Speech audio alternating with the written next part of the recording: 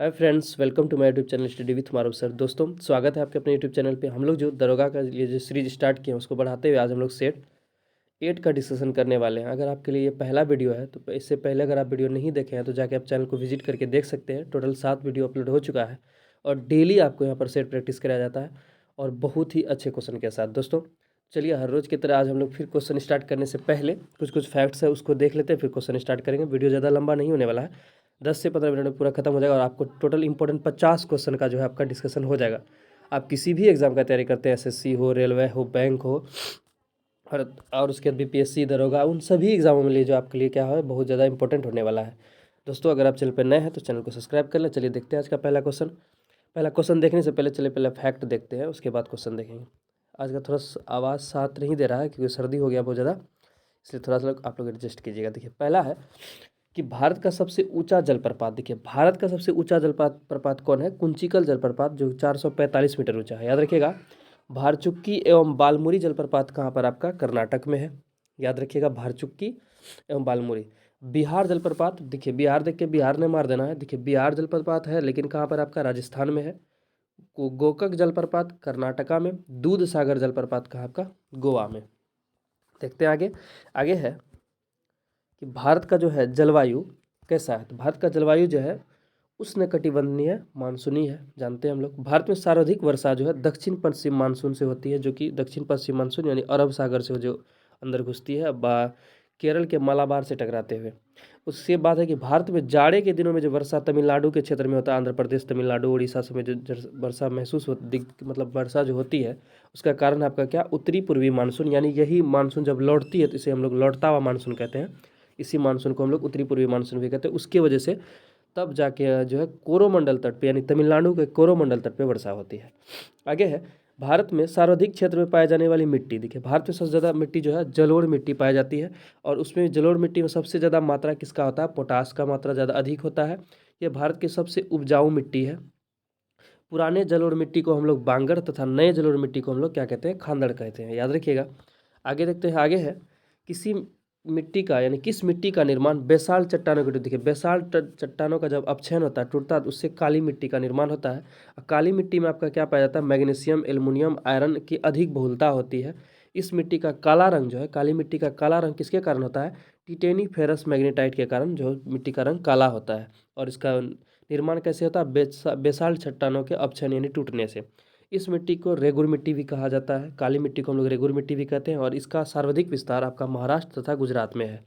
और इस मिट्टी में अधिकतर किसकी खेती होती है? कपास की खेती होती है। इस मिट्टी का प्रयोग कपास की खेती में अधिक किया जाता है, यानी जहाँ पर ये मिट्टी पाया जाता है वहाँ कपास की खेती अधिक मात्रा में होती है। उसके बाद है किसकी उपस्थिति के कारण लाल मिट्टी का रंग लाल होता है। देखिए, लाल मिट्टी, अभी हम लोग काली मिट्टी देखें, अभी लाल मिट्टी में आया है, तो लाल मिट्टी का रंग जो है लोह अयस्क ऑक्साइड के कारण जो क्या होता है? लाल होता है। इस मिट्टी में आयरन एवं सिलिका की बहुलता अधिक होती है। इस मिट्टी का प्रकृति कैसा होता है? ये एसिडिक मिट्टी यानी अम्लीय होता है। याद रखिएगा। विश्व में हरित क्रांति का जनक के रूप में किसे जाना जाता है? विश्व में हरित क्रांति जो लाया था उसे जनक के रूप में किसको जाना जाता है? नॉर्मन ई बोरलॉग को। याद रखिएगा। और भारत में हरित क्रांति का जन्म एमएस स्वामीनाथन को जानते हैं। भारत में, ये विश्व में था, ये भारत का है। भारत में हरित क्रांति का शुरुआत 1967 से 68 में हुई थी।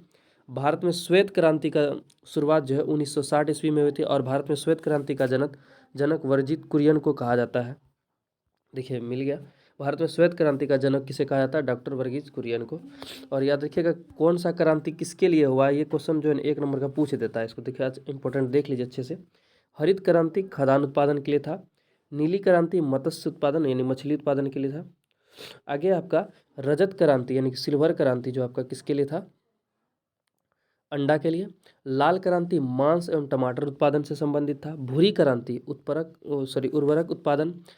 बादामी क्रांति मसाला से था। पीली क्रांति तिलहन। सुनहरी क्रांति गोल्डन क्रांति फल से था। गोल क्रांति आलू उत्पाद। और कृष्ण क्रांति जो था वो बायोडीजल उत्पादन से था। देखिए, ये सारा क्रांति को जो एक बार अच्छे से याद कर लीजिएगा, इससे एक क्वेश्चन देखने को मिलता है, 1 नंबर का अक्सर पूछ लिया जाता है। चलिए आगे देखते हैं। आज का पहला क्वेश्चन पे हम लोग आते हैं दोस्तों। तो पहला क्वेश्चन देखने से पहले चलिए देखते हैं। अगर आप अभी तक वीडियो को लाइक नहीं किए तो वीडियो को लाइक कर लें और चैनल को सब्सक्राइब करें। चलिए पहला क्वेश्चन देखते हैं। वेतन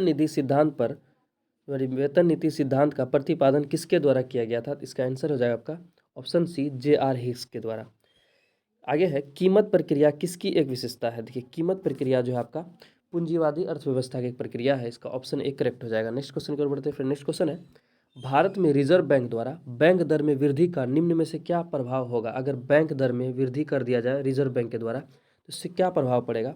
आपके सामने ऑप्शन है मुद्रा की पूर्ति या तरलता में कमी होगा। आगे है मुद्रा की पूर्ति या तरलता में वृद्धि होगा, बैंक के शाखा सृजन क्षमता में कमी, और चौथा है बैंक के शाखा सृजन क्षमता में वृद्धि। तो इसमें से क्या होगा। तो 3 का आंसर हो जाए आपका ऑप्शन बी 1 और 3, यानी मुद्रा की पूर्ति या तरलता में कमी आ जाएगी और शाख का सृजन क्षमता भी क्या हो जाएगा, कम हो जाएगा। अगर हम लोग क्या करें बैंक का दर को वृद्धि यानी कि रिजर्व बैंक द्वारा बैंक दर में वृद्धि कर दिया जाए तो। आगे देखते दोस्तों। आगे है चैलेंजर गर्त का संबंध किस महासागर से है। चैलेंजर गर्त का संबंध जो है किस महासागर से है। तो इसका आंसर है आपका 4 का ऑप्शन ए प्रशांत महासागर से। भारत में किस प्रकार के चट्टानों में सर्वाधिक हीरा पाया जाता है। तो विंध्याचल क्रम की चट्टानों, विंध्याचल क्रम जो है इसके चट्टानों में सर्वाधिक हीरा पाया जाता है। ऑप्शन 20 का करेक्ट हो जाएगा। नेक्स्ट है वरना तथा मूसी निम्न में से किसकी सहायक नदी है। वरना तथा मूसी जो है कृष्णा नदी की सहायक नदी है। आगे देखते हैं सिगार घाटी निम्न में से किस हिमालय का भाग है। तो सिगार घाटी जो आपका ट्रांस हिमालय का भाग है। भारत का नियाग्रा किस जलप्रपात को कहा जाता है। देखिए नियाग्रा जलप्रपात है ना, तो भारत में नियाग्रा किसको कहा जाता है। तो भारत में नियाग्रा फॉल जो है किसको कहा जाता है, चित्रकूट जलप्रपात को। ऑप्शन ए करेक्ट हो जाएगा। आगे है ग्रेट सैंडी मरुस्थल किस देश में स्थित है। तो ग्रेट सैंडी मरुस्थल जो है आपका कहाँ पर है, ऑस्ट्रेलिया में है। ऑप्शन डी इसका करेक्ट होगा। बिहार में कितने कृषि जलवायु क्षेत्र है। तो बिहार में कुल 3 कृषि जलवायु क्षेत्र है, याद रखिएगा। भारत का प्रधानमंत्री क्या होता है। देखिए भारत के प्रधानमंत्री का ऑप्शन है आपके सामने चयनित, निर्वाचित, मनोनीत या नियुक्ति। देखिए भारत के प्रधानमंत्री का जो है नियुक्ति होता है वो किसके द्वारा नियुक्त किया जाता है, राष्ट्रपति के द्वारा।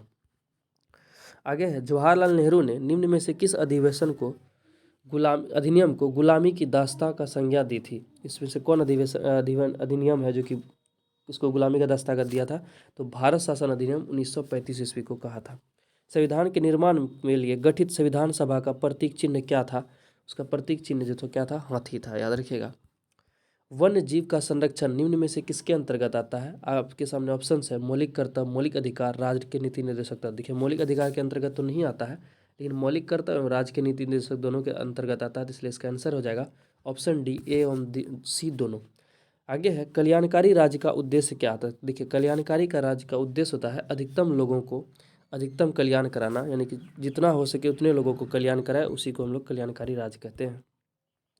भारत के किस राष्ट्रपति को दार्शनिक राजा कहा जाता है। तो इसको डॉक्टर सर्वपल्ली राधाकृष्णन, यानी ऑप्शन सी इसका करेक्ट हो जाएगा। भारतीय संविधान के किस अनुच्छेद में पंचायती राज संस्थान का प्रावधान है। देखिए पंचायती राज नहीं, पंचायती राज संस्थान का जो है प्रावधान किसमें है आपका, अनुच्छेद 300 यानी अनुच्छेद 40 में है, याद रखिएगा। यदि पंचायत को भंग किया जाता है तो उसका चुनाव कितने समय के भीतर करवाना चाहिए, जाना अनिवार्य है। तो 6 माह के अंदर किस समिति ने भारत में लोकपाल की नियुक्ति का सुझाव दिया था। तो प्रशासनिक सुधार आयोग। ऑप्शन डी इसका करेक्ट हो जाएगा 19 नंबर का। आगे देखते हैं दोस्तों। आगे है पन्नालाल घोष का संबंध किस वाद्य यंत्र से है। पन्नालाल घोष का जो है बांसुरी से संबंधित है, याद रखिएगा। राष्ट्रीय कैडेट कोर यानी एनसीसी की स्थापना किस वर्ष की गई। एनसीसी की स्थापना जो है आपका 1948 ईस्वी में किया गया था। 1990 में HTML का आविष्कार किसने, HTML का जो आविष्कार हुआ था कंप्यूटर से संबंधित है, तो इसका आविष्कार किसने किया था। तो इसका 22 का आंसर है आपका option B Tim Berners Lee, याद रखिएगा HTML का कोर्स। संयुक्त राष्ट्र संघ के किस अंग को दुनिया का पुलिसमैन माना जाता है। कौन सा अंग को दुनिया का पुलिसमैन माना जाता है। तो 23 का आंसर है आपका ऑप्शन सी सुरक्षा परिषद को। कांची के मुक्तेश्वर मंदिर का निर्माण किस शासक के द्वारा करवाया गया था। मुक्तेश्वर मंदिर कहाँ आपका, कांची में, और इसका निर्माण नंदीवर्मन द्वितीय के द्वारा करवाया गया था। ऑप्शन 20 का करेक्ट हो जाएगा। आगे देखते हैं दोस्तों। आगे है 25 नंबर की ओर बढ़ते हैं। मेगास्थनीज ने भारतीय समाज को कितने भागों में विभाजित किया था। मेगास्थनीज जो है चंद्रगुप्त मौर्य के दरबार में रहता था, और वो उसका बुक का नाम क्या है, इंडिका है, और उसमें भारत के विभाजन किया था, कितने समाज में विभाजन किया था, 7 विभाजन, याद रखिएगा 7 क्षेत्र में। स्वामी विवेकानंद के द्वारा बेलूर मठ की स्थापना कब की थी। तो बेलूर मठ की स्थापना जो है 1887 ईस्वी में किया गया था, और रामकृष्ण मिशन की स्थापना 1897 में किया गया, याद रखिएगा।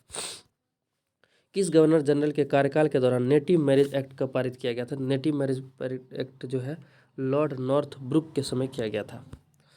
एक क्रांतिकारी के रूप में मैं कार्य करता हूँ, ये कथन किसका है? पंडित जवाहरलाल नेहरू का। विजयनगर साम्राज्य पर शासन करने वाले शासकों का क्रम क्या? देखिए, विजयनगर साम्राज्य, विजयनगर और बहमनी, आप जानते हैं दो साम्राज्य टूटा था मुगल से ही, दिल्ली सल्तनत से ही, मोहम्मद बिन तुगलक के समय। तो मुगल से विजयनगर साम्राज्य में जो है राज्य करने वाला क्रम सही से पूछ रहा था, इसका याद रखिएगा। संगम सतुआ, ये जो है ना ट्रिक है, संगम सतुआ, इसी से हम लोग देख लेंगे। देखिए, स से हो गया संगम वंश, स से ई संगम से हो गया संगम वंश, उसके दूसरे बात आएगा सुलु वन, तो से तुलु वन, और से आरविडी वंश, आरविडु वंश। इसमें देखिए कौन कौन है, ये ऑप्शन 20 का आपका करेक्ट है। संगम वंश, सुलु वंश, तुलु वंश और आरविडु वंश, याद रखिएगा।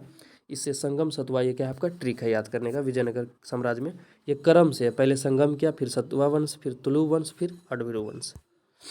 और विजयनगर साम्राज्य का संस्थापक कौन था आपका? दो भाई था, हरिहर एवं बुक्का मिलकर किया था।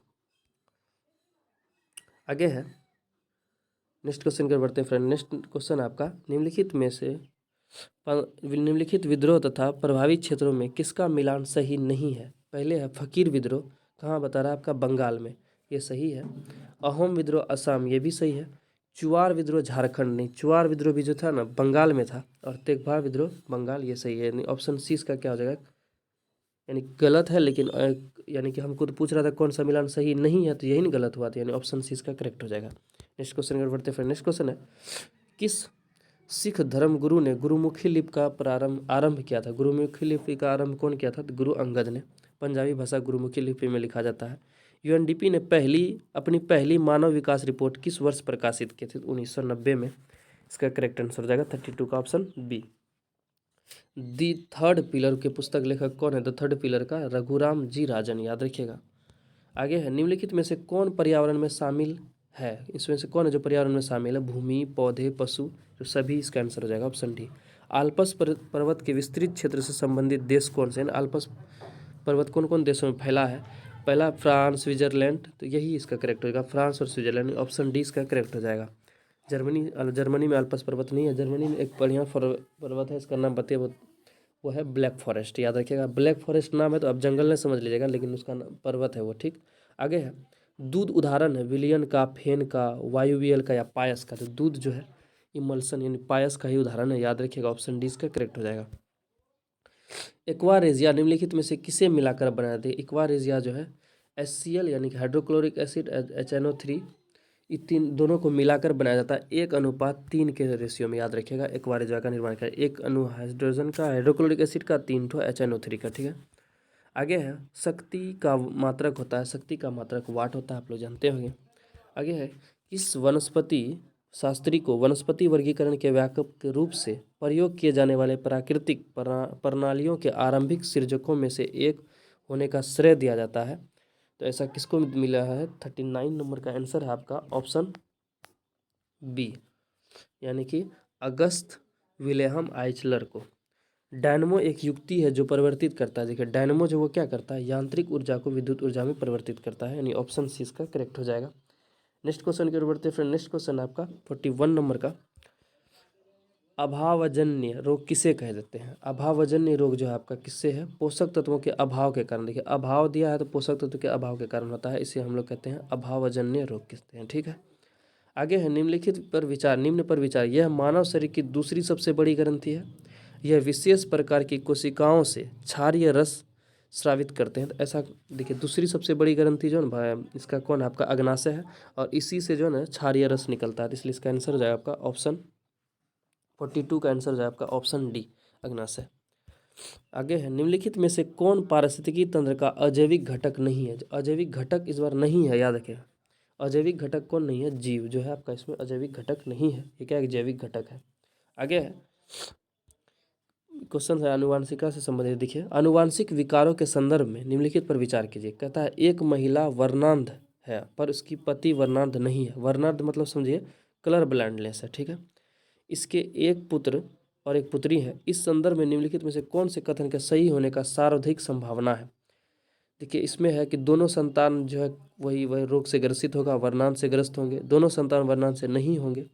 पुत्री वर्णांध किंतु पुत्र नहीं, अब पुत्र वर्णांध किंतु पुत्री वर्णांध नहीं होंगे। इसमें जो ना मोस्ट अप्रोप्रिएट ऑप्शन आपका कौन होगा? तो दोनों संतान वर्णांध नहीं होने की संभावना अधिकतम रहेगा। आगे है,